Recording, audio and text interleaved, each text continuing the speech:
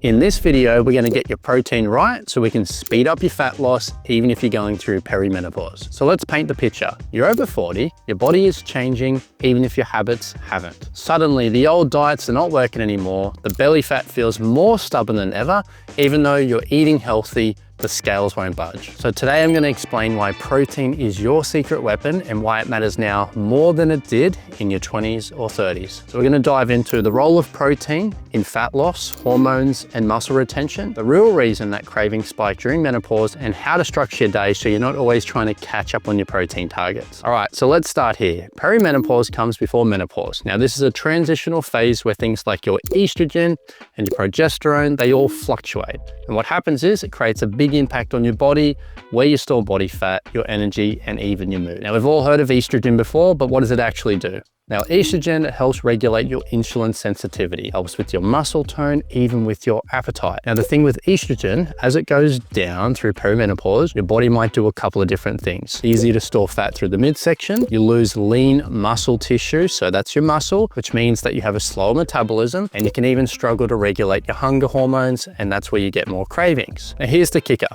Your protein directly supports all three of those systems. That is why it's not just something that is important, but it's actually a necessity. Now, most women assume they need less food as they're aging, but that is actually what's causing the weight gain. Now, the reason is it is called anabolic resistance. It's like your muscles become a little bit deaf to the signals of the protein. So if we're gonna have a look at some numbers, let's say 15 grams of protein at breakfast might have worked when you were 25. But now you're in your 40s, you might need double the protein targets to get the same benefit. So where 25 used to work, you might need 30 or 40 grams. Kind of get your head looking at the mental picture. Imagine filling up a sponge under a dripping tap. It's easy to fill the sponge up when it's quite new. But imagine you've had that sponge for a long time. It's all dried up, it's crusty, you know the ones, it's really hard to use. It needs a lot more water in it to get the same effect. And that's pretty much how the protein is gonna work now that your body is a little bit older compared to in your 20s or 30s. So let's say that you're eating a very basic day. Let's just go simple. Toast with avocado for breakfast, maybe a small salad for lunch, and then you have a big dinner with some protein, some meat or some fish. Now, unfortunately, there's only one meal there that is pretty high in protein out of all three of those. Now, if you're relying on one big spike of protein to do all the work, repair the body, satisfy the cravings, muscle retention, it's not gonna cut it. So instead, sticking to that simple example, imagine for breakfast, we have some Greek yogurt and some protein powder.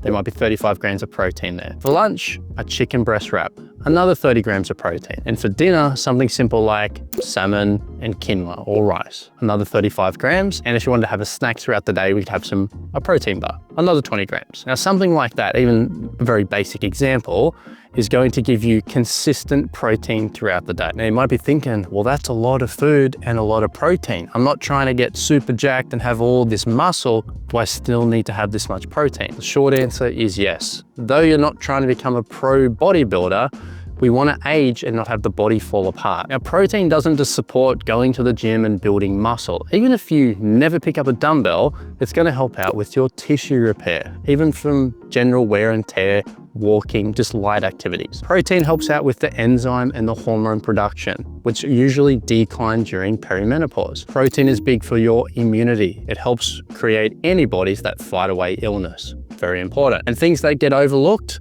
hair, skin, and nails, often deeply impacted by low protein. So it's not just about building big muscles, or it's not just about macros, it's about having a functioning body, feeling like yourself again. Perimenopause often brings on intense cravings, especially for sugar and carbs. Now, this might not be a discipline issue, but more often your biology has changed. When your protein is low, your blood sugar spikes and it crashes a lot faster.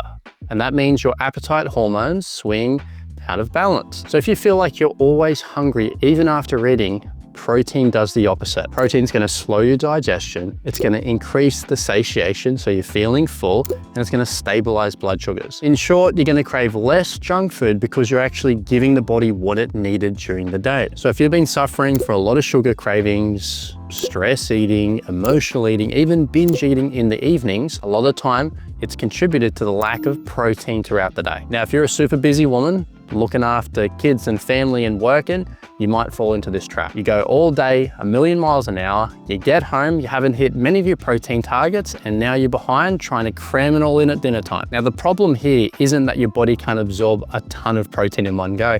The thing is, it is really difficult to eat a lot of protein in one sitting. Look, have you ever tried to eat 3 chicken breasts in one sitting? Not likely. It's very difficult. You're chewing 1,000 times. It's not fun for anybody. Plus, if you're having big late night meals, it can disrupt your digestion and your sleep. So instead of trying to cram all your protein in at the end of the day, we want to do some front loading at the start of the day. So to hit the protein targets and make your life a whole lot easier, start with a protein-rich breakfast. So let's make your life a little bit easier. If you're trying to front load the protein at the start of the day, start with something like a protein smoothie. Berries, milk, protein powder. Pretty easy, 30 seconds to a minute, whip it up, done, 30 grams of protein. Now, if you're more plant-based or leaning towards that way, yes, you can definitely hit your protein targets, but obviously you need to be a little bit more intentional. I generally find you need to find a good plant-based protein to make this work. It can be more difficult to hit the protein targets with just the traditional vegetarian and vegan options. Remember that plant proteins, they often lack 1 or more amino acids. That means you're gonna have to have more variety to cover all bases. Now, there's also a myth that high protein is bad for your kidneys. Now, this is just an old myth that, it doesn't need to worry you. Unless you're being diagnosed with a specific kidney condition, higher protein intake is completely safe. Now, many studies show that high protein is not only good as you're getting older, but it's really good for your bone density. Now, this is extremely important if you're going through menopause, even post-menopause, where we have the increased risk of osteoporosis. Now, many studies have shown that not only is high protein really good for your metabolism and maintaining muscle mass, it is very good for your bone density. Now, this might not be a big issue in perimenopause, but things like menopause and postmenopause, where you have this increased risk of osteoporosis, we need to be getting the protein targets done. So tying everything together, perimenopause is going to change your hormones. It's going to change how your body gains fat, where it stores fat. It's going to change your body's ability to produce hormones,